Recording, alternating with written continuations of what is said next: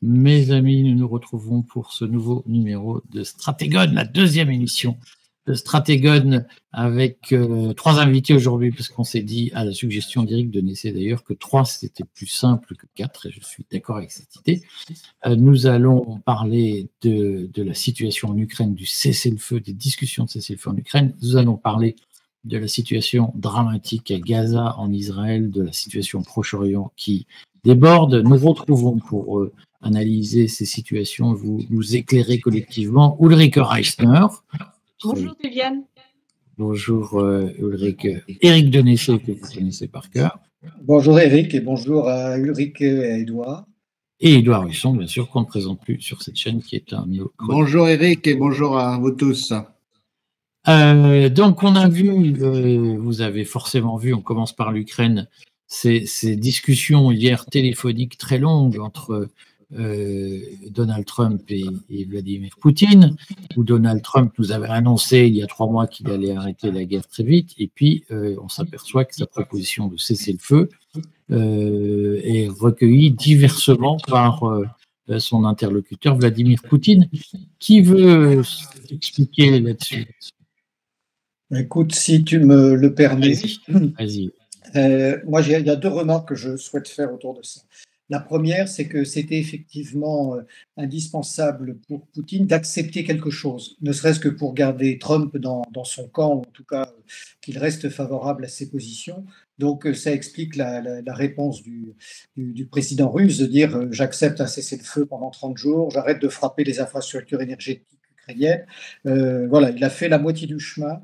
Il n'a bien sûr pas accepté un cessez-le-feu total, qu'il avait d'ailleurs dénoncé en disant ça ne sert à rien de faire un cessez-le-feu total, ce qui m'intéresse c'est que nous fassions un cessez-le-feu définitif et que les conditions de la sécurité pour l'ensemble des acteurs de ce conflit soient assurées à terme.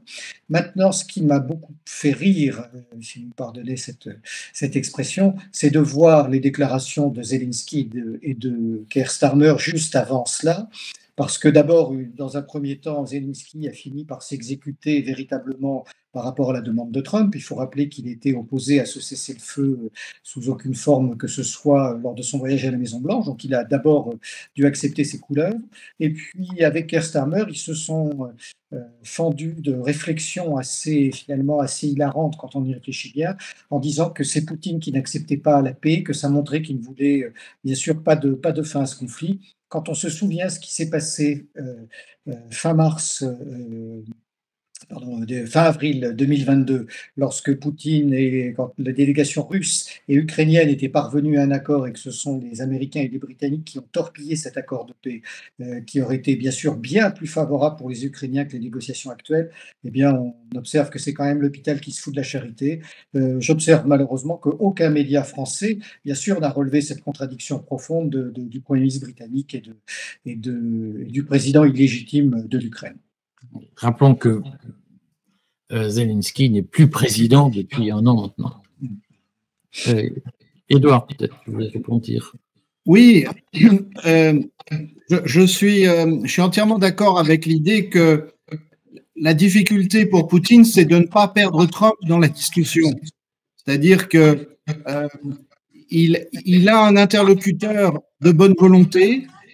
Non pas que Trump soit un amoureux de la paix ou se soit transformé en pasteur évangélique, mais tout simplement parce que Trump a besoin de mettre fin à la guerre d'Ukraine, ne serait-ce que pour pouvoir se concentrer sur ce qui se passe au Proche-Orient. Et on va en reparler tout à l'heure. Et donc, Poutine devait faire des concessions apparentes. En réalité, elles sont très apparentes. Elles sont pas, ça va pas très loin, parce que arrêter les frappes sur les infrastructures énergétiques des 2 côtés, ça soulage plutôt la Russie. Ça évitera qu'il y ait des drones qui arrivent sur les raffineries de pétrole en Russie. Et puis pour le reste. On a compris d'abord qu'il y avait une négociation qui allait commencer rapidement, et en même temps, si on lit bien ce qui a été dit par les deux, les groupes qui vont négocier, les groupes russes et américains qui vont négocier, ne sont pas encore constitués définitivement. Ils sont en train Bon, ajoutons effectivement que ça s'est fait entre Américains et Russes, que visiblement ça s'est bien passé. Donc ça renforce dans son idée qu'il faut avoir le moins possible Zelensky et Macron, Starmer et les autres près de la table. La dernière chose qui m'a frappé, c'est que dans le communiqué, on parle beaucoup de l'Ukraine, mais la conversation a duré au moins 2 heures, peut-être 2 heures et demie. Donc, ils ont forcément parlé d'autres choses, en particulier du Proche-Orient qui est mentionné, mais à mon avis, l'Ukraine n'a pas occupé plus d'une demi-heure de la conversation. Ça, c'est une hypothèse personnelle. Je pense qu'ils ont beaucoup plus parlé d'un certain nombre de sujets. Dernière remarque humoristique, visiblement, Poutine, quand il veut sourire, il parle de match de hockey. On se rappelle son célèbre échange avec Emmanuel Macron, qui avait été diffusé à la télévision française, dans lequel, à la fin, un peu lassé par Macron, il disait « Écoute, Emmanuel, je suis désolé, mais là, j'ai hockey. » Comme d'autres auraient dit, j'ai piscine. Et là, il a proposé des matchs de hockey entre Russes et Américains. J'ai trouvé que c'était assez humoristique. Ulrich, qu'est-ce que tout ça t'inspire? Alors, commençons par une observation de la rue, parce que pour moi, c'est toujours intéressant d'observer ce qui se passe dans les rues. Et c'est intéressant parce que en ce moment, à Vienne, ça recommence à bouger. C'est-à-dire, Vienne se trouve à la frontière, c'est-à-dire à l'est.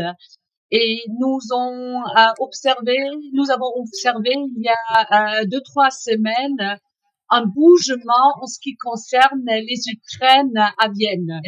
C'est-à-dire, ça recommence. Ça veut dire que il y a apparemment des essais des Ukraines, des oligarches de l'Ukraine de sauver, disons, leur patrimoine, etc. C'est-à-dire ce qu'on observe en ce moment à Vienne. Alors, on sent un certain mouvement, un certain bougement. Bon, deuxièmement, moi j'observe dans les cercles académiques en Russie, j'observe un sujet qui est très important en ce moment entre les États-Unis et la Russie.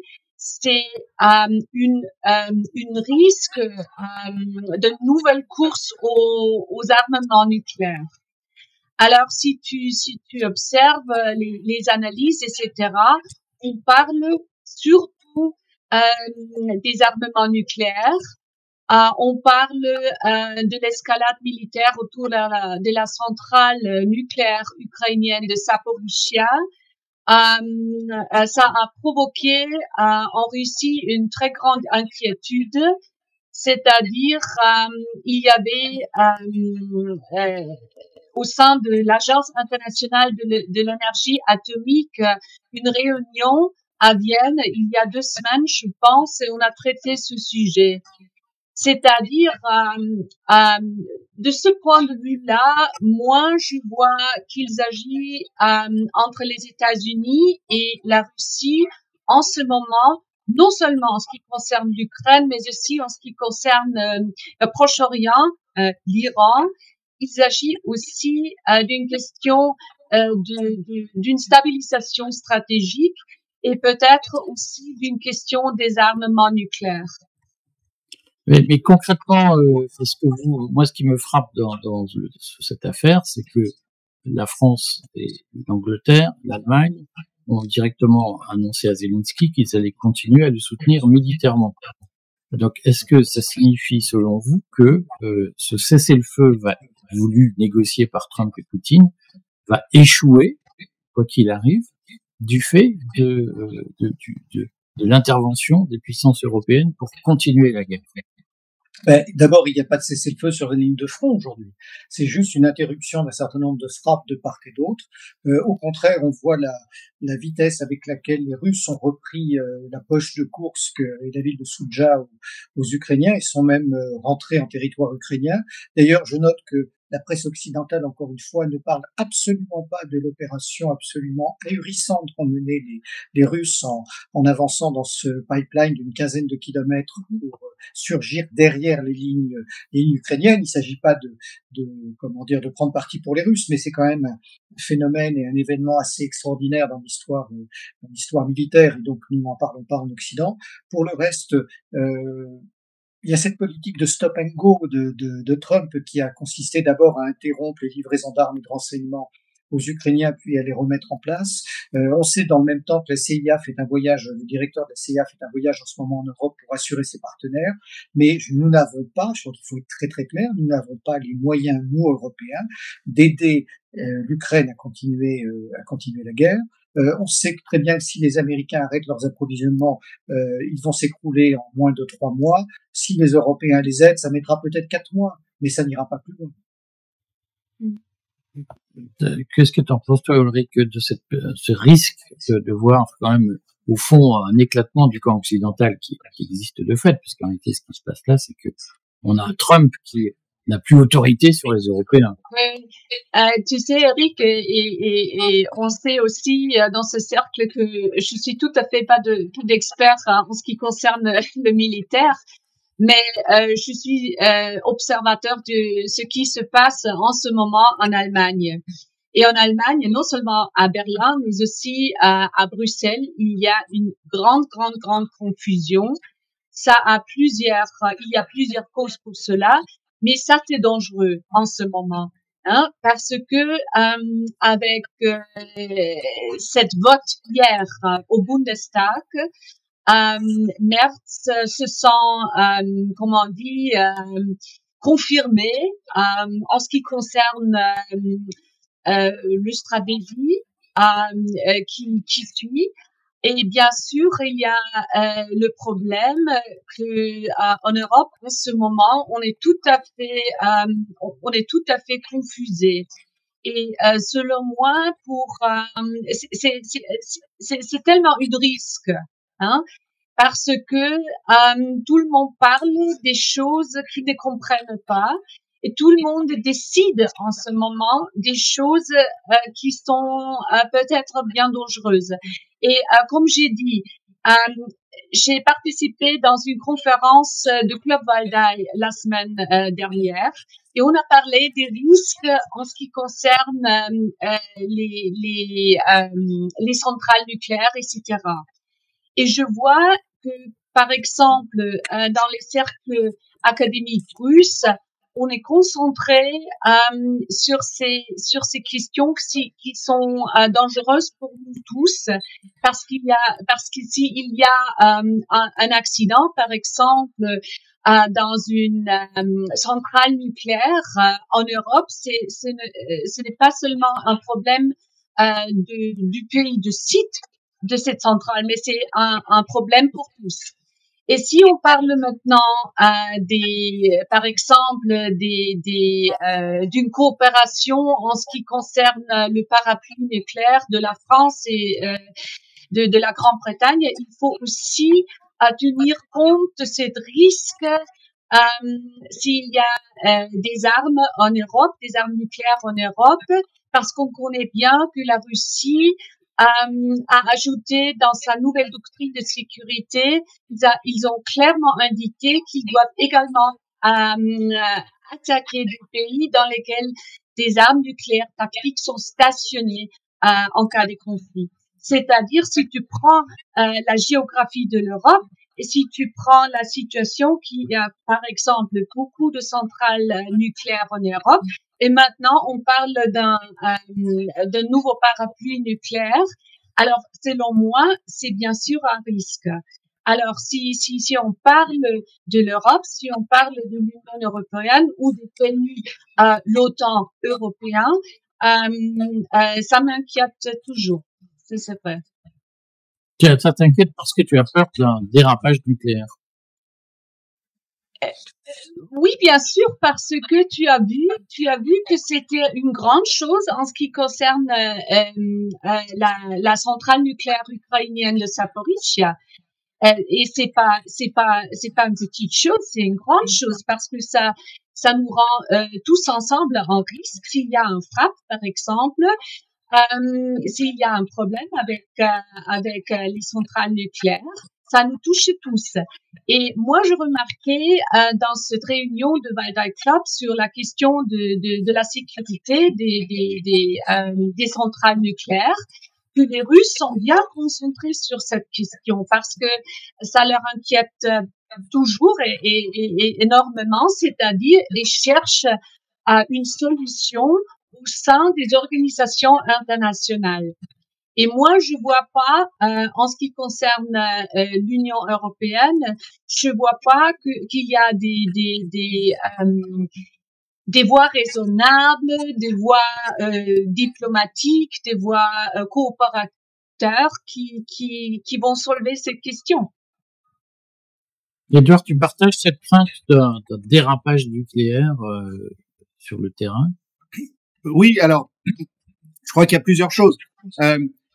D'abord, si les Européens poussent Zelensky à ne pas accepter le cessez-le-feu, ça fait le jeu de Poutine, puisque Poutine, pendant ce temps, il va continuer la guerre, l'armée russe va avancer, et on aura effectivement le contraire de ce qui avait été envisagé à Istanbul en mars 2022, à la fin mars 2022, dans l'accord qui n'a jamais été signé, où finalement il y avait pas de concession territoriale énorme qui était demandée aux Ukrainiens, et alors ça devait être encore négocié entre Zelensky et Poutine, mais ça restait très limité. Et là, plus les jours passent, plus les Russes vont s'emparer de territoires et à mon avis aller même au-delà des 4 oblasts, qui de toute façon, je crois que pour eux ça n'est pas négociable. Les 4 oblasts seront dans l'accord de paix du côté russe. Mais en revanche, Kharkov, voire une partie de la région de Soumy, Odessa aussi, la question va se poser. Ça, c'est la première chose. La deuxième chose, c'est les Européens sont, l'Union européenne, particulièrement la France, l'Allemagne et puis ajoutons la Grande-Bretagne. Alors non, je vais parler de la Grande-Bretagne après. La France et l'Allemagne sont relativement impuissantes face à l'armée russe, à part le fait que la France est une puissance nucléaire, mais cette impuissance est en même temps dangereuse. Je rappelle un épisode qu'on n'a pas du tout discuté dans les médias français, et pour cause. La veille du discours de Macron du 5 mars, Poutine a prononcé une courte allocution extrêmement violente, brutale, disant que si les Français et les Britanniques voulaient jouer à la guerre nucléaire, eh bien la Russie pouvait y jouer aussi, mais que elle gagnerait. Et que donc, je crois qu'on ne se rend pas compte en fait de la manière dont Macron, par ses déclarations inconsidérées, nous met en risque. Bon. La troisième chose qu'évoquait Ulrike, c'est la centrale de Zaporojié. Je rappelle qu'il y a des provocations ukrainiennes sur la centrale de Zaporojié depuis le mois d'août 2022. Et je suis effectivement stupéfait. J'avais fait à l'époque, c'était dans la première décade d'août, j'avais fait un article dans le Courrier des stratèges en demandant quel était le sens de la responsabilité des Français et des Britanniques qui visiblement laissaient faire, sinon encourageaient, mais en tout cas laissaient faire les Ukrainiens avec le risque d'un incident sérieux à partir de la centrale de Zaporojié. Alors on sait que c'est du vieux matériel soviétique et que je parle du bétonnage et de tout ce qui a été construit et que donc c'est relativement solide. Mais enfin, malgré tout, il y a un véritable danger et on voit bien comment, en particulier une Grande-Bretagne désespérée de voir comment les événements tournent, pourrait avoir la tentation de pousser l'Ukraine à une provocation qui changerait tout, parce que s'il y a un incident nucléaire à Zaporojié, à ce moment-là, ça rebat complètement les cartes. D'abord, ça fait que Trump perd ses atouts, et ensuite, ça pose la question parce que on dira c'est les Russes, et à ce moment-là, est-ce que l'OTAN a été attaqué? Un pays de l'OTAN, parce qu'il y aura des radiations nucléaires, etc., etc. Donc, ça, c'est très dangereux. Je partage de ce point de vue l'avis d'Ulrike. Concrètement, quand même, dans cette affaire on assiste à l'éclatement du clan occidental. Moi, c'est ce qui me frappe. C'est-à-dire qu'au fond, Poutine, il a face à lui un interlocuteur qui est à la tête de la première puissance militaire du monde, mais qui n'a pas sur le terrain les moyens d'assurer la loyauté de ses alliés, ses prétendus alliés. C'est quand même assez inusité qu'on ait une situation où les États-Unis soient aussi affaiblis par rapport à ce qu'ils ont pu être et par rapport à la réalité de leur puissance militaire. Oui, mais en même temps, c'est aussi je dirais, la conséquence de la succession à la Maison-Blanche, parce que la politique a changé du tout au tout. Donc, autant Biden et son entourage avaient la main sur les Européens et sur la situation, puisque faut le rappeler, ils sont quand même vraiment pas pour rien dans le déclenchement de l'intervention russe qu'ils ont véritablement provoqué par leur refus de négocier les nouvelles architectures de sécurité avec Poutine, et que finalement les Européens continuent la politique démocrate néoconservatrice de l'ex-Maison Blanche, de l'ex-équipe de la Maison Blanche. Maintenant, pour revenir sur ce qu'on vient de dire, je suis d'accord à peu près avec tout ce qui a été dit par Édouard et Ulrike, et je pense que les Européens, devenant jusqu'au boutiste, non pas pour l'instant dans leur folie, nous donnent l'impression d'être capables d'organiser le pire, et une provocation sur la centrale de Zaporijia pourrait bien sûr en être le signe. Pourquoi? Parce qu'ils savent qu'ils n'ont pas les moyens d'aider l'Ukraine militairement, et qu'ils essaient de créer une espèce de chaos de situation qui permettrait de réintroduire dans le jeu les Américains contre Moscou. Par contre, je ne crois pas un instant au risque nucléaire de frappe réciproque. Je suis entièrement d'accord avec Édouard sur l'impact qu'a eu le discours de Poutine de 4 mars avant l'intervention de Macron. D'ailleurs, des gens de l'entourage de Macron m'ont dit que cela avait amené à modifier légèrement son discours par rapport à l'importance et la clarté des menaces qu'avait formulées Vladimir Poutine. Mais comme toujours, on voit que très souvent, les Russes, et le président russe en particulier, sur la question nucléaire, réagit dans quasiment tous les cas à des provocations ou des menaces occidentales. Dès le début du conflit, on l'observait avec notre équipe, puisqu'on surveille en permanence toute l'activité aérienne grâce à un certain nombre de sites dans lesquels on voit beaucoup de choses, même si on ne voit pas tout. Et à chaque fois que le président russe avait soi-disant menacé l'Occident d'une frappe nucléaire, il s'était passé dans les 24 heures précédentes des vols de B-52 partis de Grande-Bretagne qui venaient jusqu'aux frontières de la Russie ou de la Biélorussie, faire demi-tour et qui repartaient. Donc, c'était pour réagir à cette provocation, même si les médias occidentaux disaient à chaque fois Poutine brandit la menace nucléaire. Donc, ce qui est dangereux, à mon sens, c'est cette véritable fuite en avant, avec bien sûr les Britanniques à la manœuvre pour des intérêts économiques, puisque ça a été le plus gros investisseur occidental dans cette guerre, plus de 14 milliards de dollars, qu'ils auraient aussi signé un accord d'exploitation des terres rares avec Zelensky, et bien évidemment voir Trump reprendre la main, et ce qui leur permettra probablement pas de se rembourser de leurs dépenses au profit de l'Ukraine, les inquiète beaucoup. Et puis le deuxième acteur, c'est notre président et ses déclarations totalement inconsidérées, contradictoires et souvent contredites par ses alliés mêmes, qui lui est là pour des questions de politique intérieure. Mais je suis modérément inquiet parce qu'on voit quand même bien les positions de la Hongrie et de la Slovaquie, et de plus en plus clairement celle de l'Italie, qui se désolidarise déjà en disant qu'elle est opposée à l'envoi Giorgia Meloni est opposée à l'envoi de troupes italiennes en Ukraine. Ce qui ne veut pas dire qu'il n'y ait pas un risque, puisque on a vu les déclarations de Orban aussi, annonçant qu'il craignait que lui-même soit victime d'une révolution entre guillemets démocratique, dans la mesure où il représente un obstacle comme Fico dans l'Union européenne à une homogénéité anti-russe de toutes parts. Mais je ne pense pas qu'on en arrivera à cette extrémité. Comment tu interprètes, Eric, l'annonce faite par Emmanuel Macron hier de l'achat de 40 Rafales nouveaux? C'est une bonne nouvelle pour notre industrie d'armement, c'est une bonne nouvelle pour nos armées qui sont vraiment à l'os, comme on dit, qui sont réduites par plus simple expression. C'est aussi une déclaration politique intérieure, il faut le dire. Ça nous veut d'abord rien dire de notre position, de notre action militaire vis-à-vis de l'Ukraine, et puis il faut que les Rafales arrivent. Sur le plan de la dissuasion, c'est essentiel.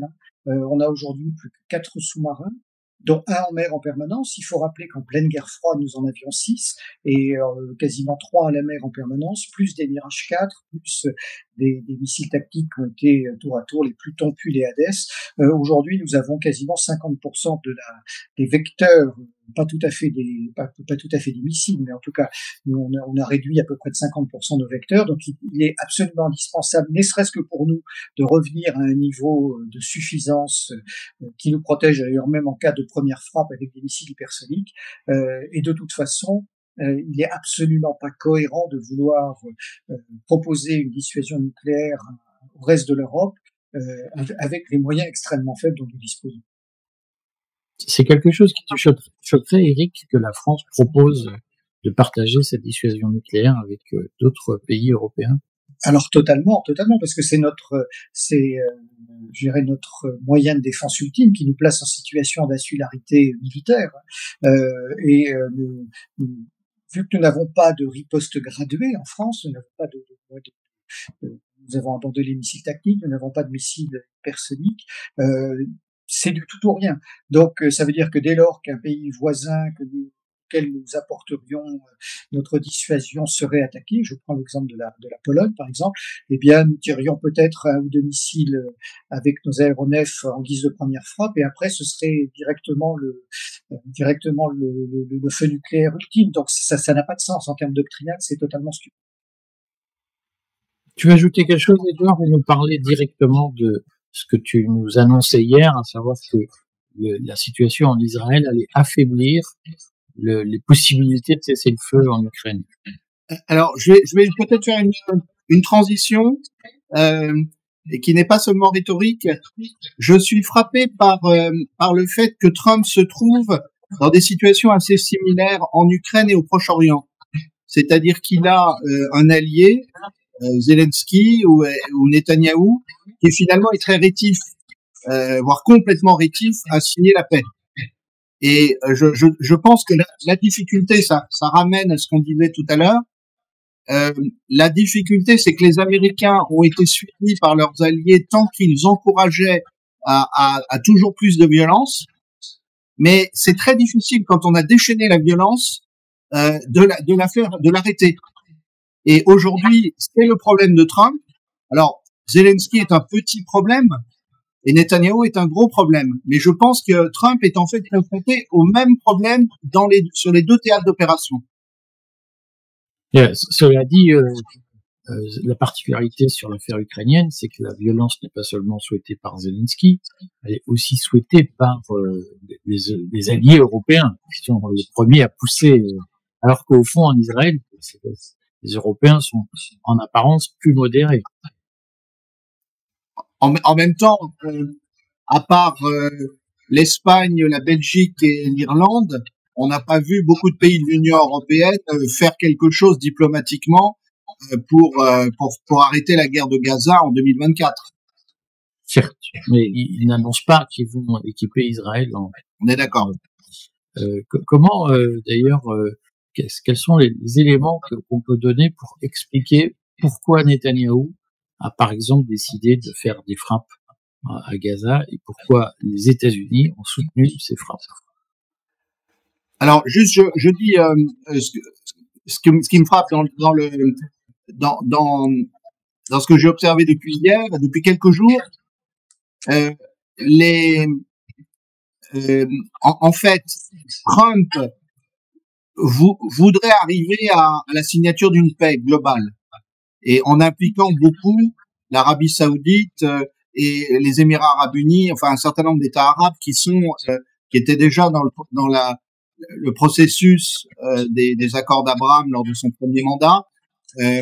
Mais évidemment, c'est pas comme ça que Netanyahou voit les choses. D'autant plus qu'aujourd'hui, on pourra pas faire de nouveaux accords d'Abraham sans tenir compte des Palestiniens, ce qui était le cas lorsque des accords avaient été signés pendant le premier mandat de Trump. Et donc, on a eu cet événement assez étonnant où Trump a eu un envoyé pour négocier directement avec le Hamas la libération d'otages israélo-américains. Et Netanyahou l'a très mal pris. Et moi j'ai lu des papiers assez sérieux disant que Netanyahou a repris d'autant plus la guerre, ce dont il avait envie, qu'il veut faire cesser les velléités américaines de négocier directement avec le Hamas ou avec d'autres acteurs qui sont absolument opposés aux intérêts d'Israël. Et ça peut toucher le Liban, où là aussi les Américains ont tendance à intervenir directement actuellement dans la situation libanaise. Et je rappelle que le Hezbollah soutient le gouvernement libanais actuel. Mais ça signifie que là aussi, comme en Europe, au fond, Trump n'a plus l'autorité sur son allié israélien. Moi, je dirais qu'il a quand même une forme d'autorité, parce que encore plus que tout autant que l'Ukraine, si ce n'est plus d'ailleurs, les Israéliens sont dépendants des livraisons d'armes américaines. Faut être très très clair là-dessus. Je pense que c'est même pire plus prononcé qu'en Ukraine. Mais effectivement, la comparaison des voies est excellente. Dans les deux cas, on a affaire à des acteurs qui essaient d'avoir une politique autonome. Alors c'est vrai que Netanyahou a sûrement plus de marge de manœuvre et de capacité de nuisance en se fondant sur l'appui de l'AIPAC, de la communauté juive américaine. Maintenant, on voit que effectivement Trump est excédé par sa façon de procéder, qu'il a entrepris ces négociations en parallèle. Mais il faut aussi noter une chose, c'est que le débat aujourd'hui en Israël et l'opposition à Netanyahou commence à atteindre des sommets. Ces derniers jours, le Premier ministre israélien a annoncé, d'ailleurs c'est assez stupide, c'est presque une démarche à la Macron, a annoncé qu'il envisageait de liquider le patron du Shin Bet, qui est le service de sécurité intérieure, l'équivalent de notre DGSI, en considérant qu'il le mettait en pause. Quelques jours auparavant, l'ancien patron du Shin Bet, Argaman, avait déclaré que si Netanyahou continuait sa politique qui s'éloignait maintenant de plus en plus de la démocratie et qui s'approchait de la dictature, s'il s'obstinait à faire ça et à renvoyer Ronen Bar, donc le patron du Shin Bet, son prédécesseur annonçait qu'il avait révélé tout ce qu'il savait sur Netanyahou et les affaires du 7 octobre. On voit de plus en plus de manifestations, puisque près de 150 généraux et anciens patrons du renseignement ont signé une lettre de soutien donc à Ronen Bar, le patron du Shin Bet, alors que la majorité des ministres du gouvernement ont soutenu Netanyahou, qui lui parle d'une tentative d'extorsion dont il serait victime de la part de l'actuel et de l'ancien patron du Shin Bet. Et la presse israélienne est d'ailleurs assez sidérée de l'ampleur que tout cela atteint, en se disant d'abord que c'est pas le premier scandale, mais que malheureusement les habitants de l'État hébreu sont tellement habitués à ces scandales à répétition sous l'ère Netanyahou qu'ils réagissent de moins en moins à chacune d'entre elles, même si celle-ci est probablement la plus importante. Et ça explique aussi pourquoi, confronté à ces difficultés intérieures, Netanyahou, ces derniers jours, a repris des frappes absolument massives. On est à près de 400 morts sur la dernière frappe de l'armée israélienne sur la bande de Gaza, qui est, à ma connaissance, en une seule opération, le nombre de morts le plus élevé depuis le 7 octobre qui fait l'armée israélienne.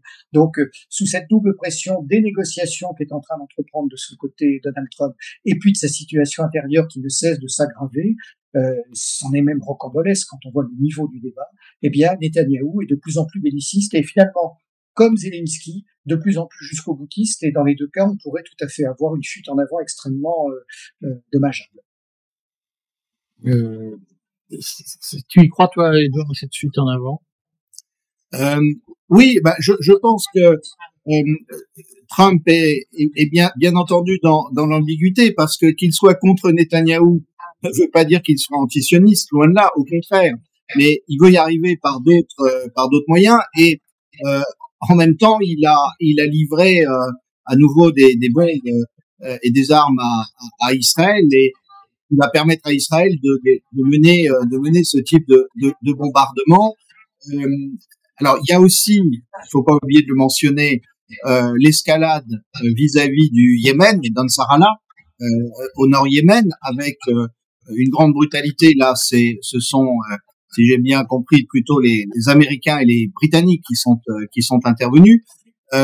Et en même temps, c'est quelque chose d'assez vain, parce que les Yéménites d'Ansarallah ont résisté aux pressions de l'Arabie Saoudite et d'autres pendant plusieurs années de guerre, et ils ont bloqué la mer Rouge.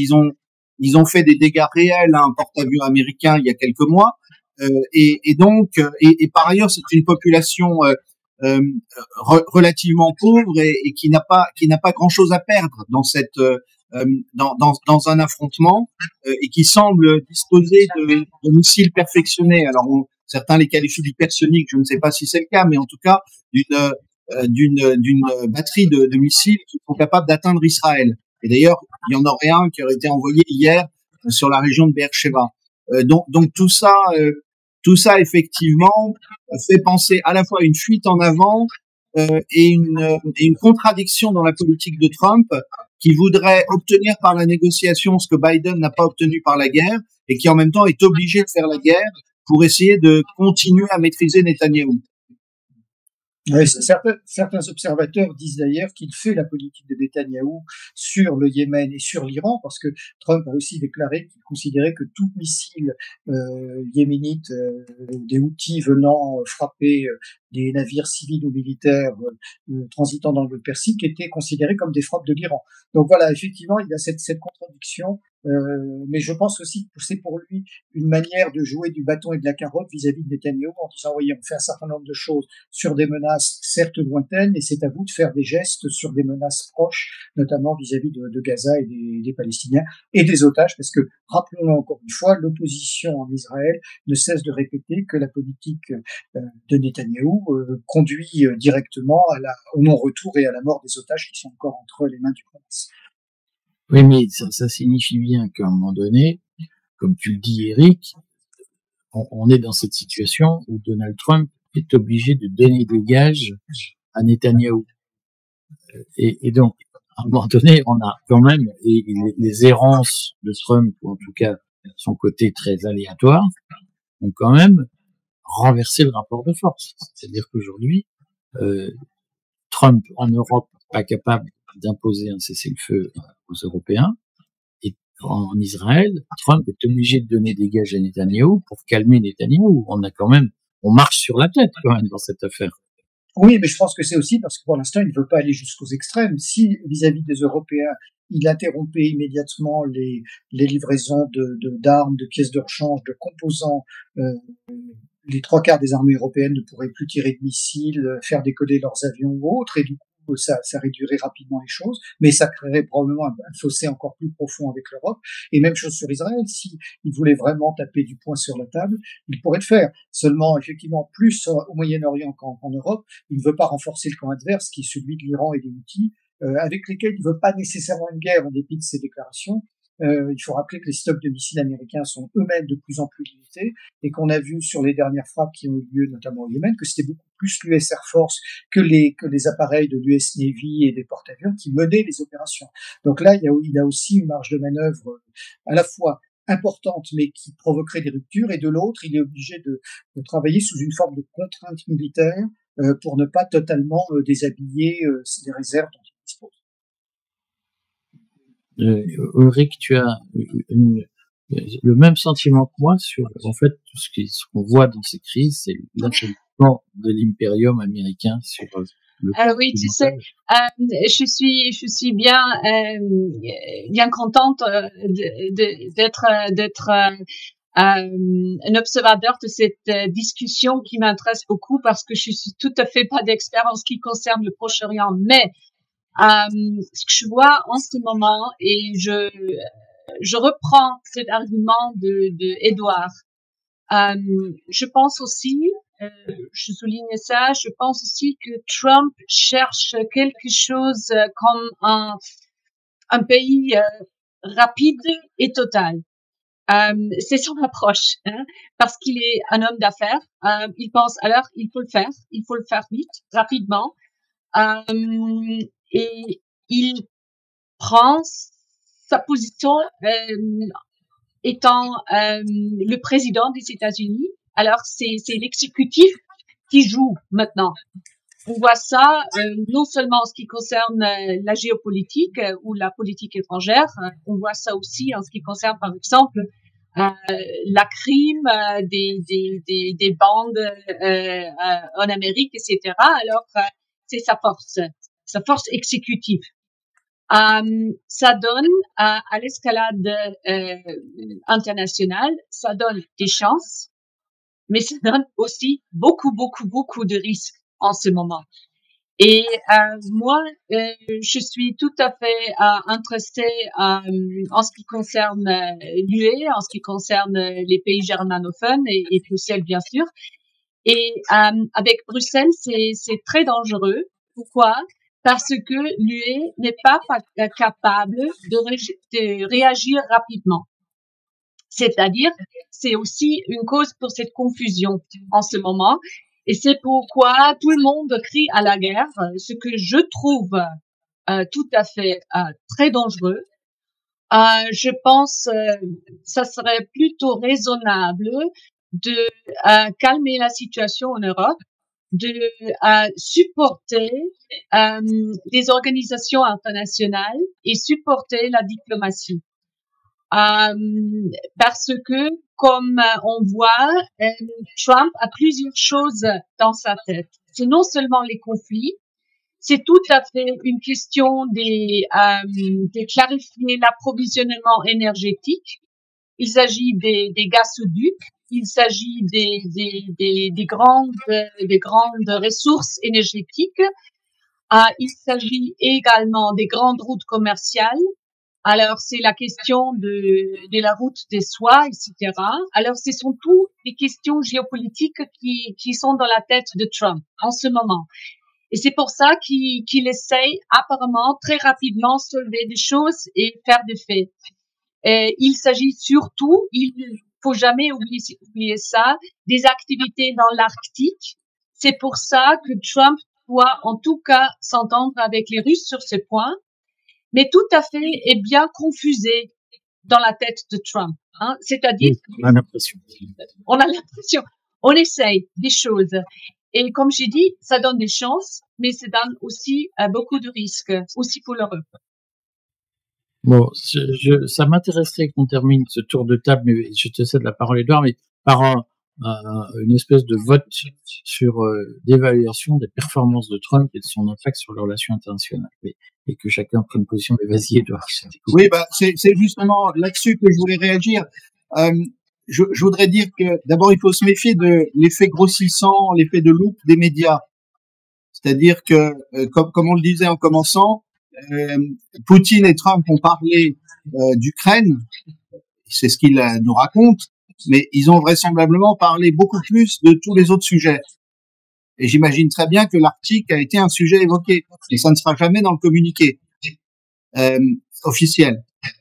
Ça, c'est la première chose. La deuxième chose, c'est que si on prend un exemple simple, qui est celui du Panama, BlackRock a racheté les ports de Panama, du Panama. Donc, on voit bien que quand Trump a l'État profond et les réseaux financiers et économiques américains de son côté, il arrive à ses objectifs. Alors, il arrive à ses objectifs, simplement, c'est pas très populiste comme façon de faire. C'est, après avoir menacé le Panama, faire en sorte que ce soit BlackRock qui le rachète, on fait mieux en termes de populisme américain. La troisième chose, c'est que je crois que du fait du style de communication de Trump, on va avoir beaucoup de confusion pendant les 4 ans, mais ça reflète surtout la difficulté qu'il y a pour un président américain à trouver sa place dans le monde multipolaire. Moi, je ne serais pas étonné qu'il y ait une rencontre avec Xi Jinping début 2026 avec un grand accord avec la Chine. Après que tout le monde ait annoncé qu'il allait y avoir la guerre entre les États-Unis et la Chine, ou que les États-Unis allaient se concentrer sur la Chine. Je pense que Trump est comme ça. Mais ça va être confus et ça va être difficile pour nous à commenter.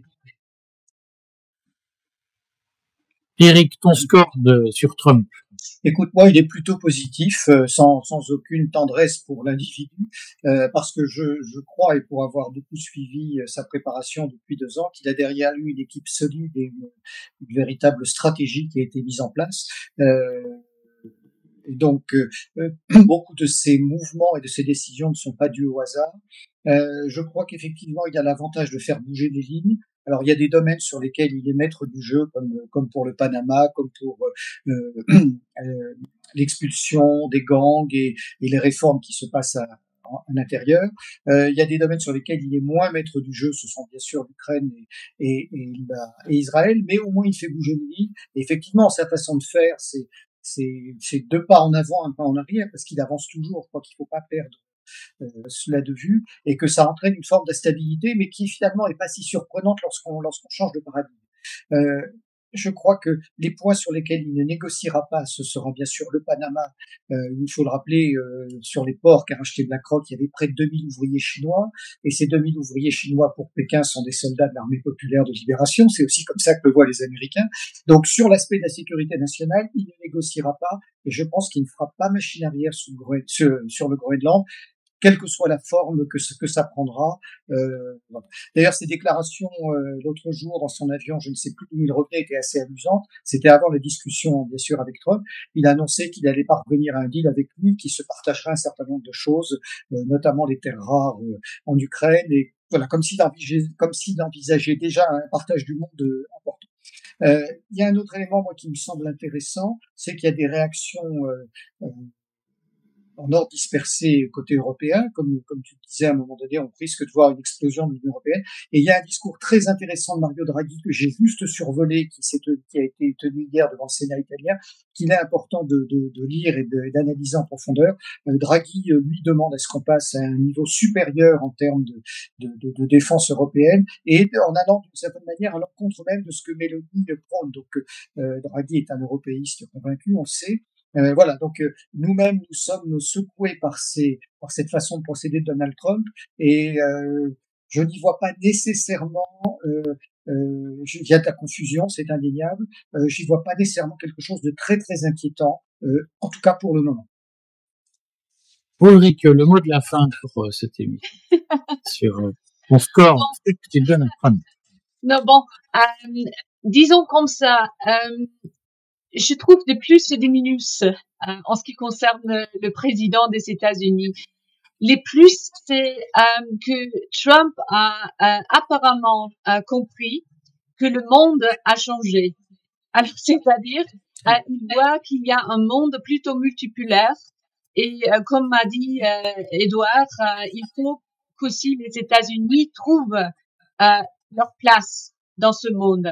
Ça, c'est bien.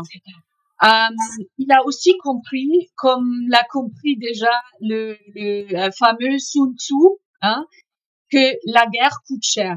Le plus longue en guerre, le plus cher. C'est pour ça qu'il veut arrêter les conflits, parce que ça coûte cher. Ça donne aussi des possibilités, ça donne aussi des chances, aussi pour l'Europe.